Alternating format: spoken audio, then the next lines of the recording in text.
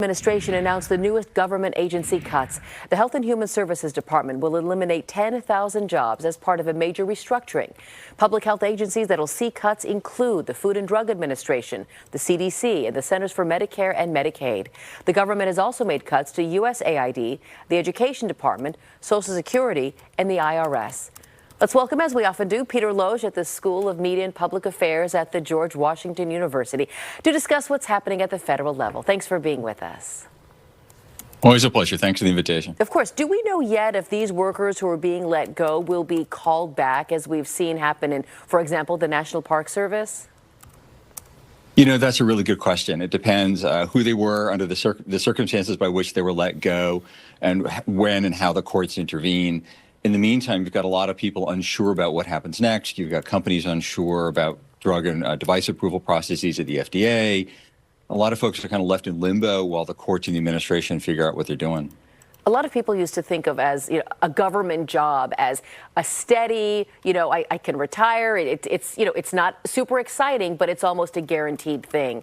Looking back over these past several weeks, what do you think these cuts and then the recalls have done to the federal workforce in its entirety? You know, you raise a really good point. I was a political appointee at the FDA. I've got a special fondness for that administration.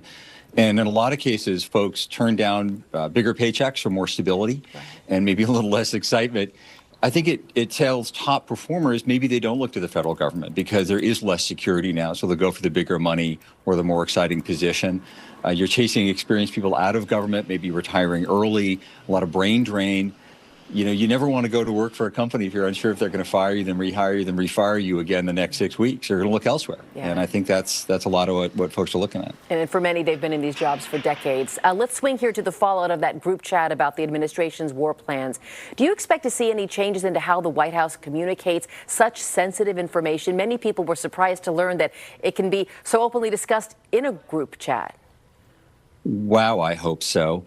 One of the things that struck me about this group chat was that nobody raised a flag saying, hey, maybe we shouldn't be doing this on an open group chat on Signal. We should be doing it the way we're supposed to on a secure channel. The fact that nobody raised that flag says to me maybe they've done this before, which means maybe spies or foreign agencies saw it before. I really hope they fix this and they follow the rules that make everybody else in every other sensitive position in government follow. So is this something that Democrats would be calling for? I know they've called for resignations, but specifically a change in communications.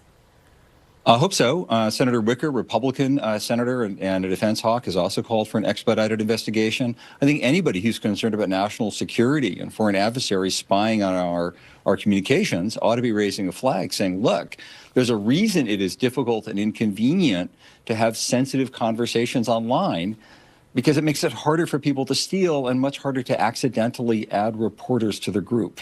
Yeah. All right, back to tariffs here. All cars and certain car parts that are shipped to the U.S. will be subject to a 25% tariff. Aside from the cost of a car and repairs, what wider effects do you foresee?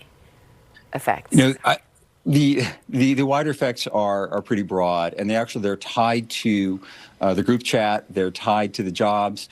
Foreign leaders don't quite know what to expect or what's going to happen next. I talked to a European leader a couple of weeks ago who's in town trying to meet with the Trump administration and develop trade ties. And he said, we just don't know what's happening. We don't know what to do next. We want to do business with democratic countries. We have a long historic ties to the U.S. We don't really like China, but frankly, they're more reliable. And I really don't know what to do in this moment. When our allies and trading partners are confused, that's bad news for American businesses and American consumers. The start to the year has been very tumultuous. Are Republicans happy with President Trump? That depends who you ask. Some polling finds that Trump's core base, the MAGA Republicans, remain happy with him. They like the turmoil.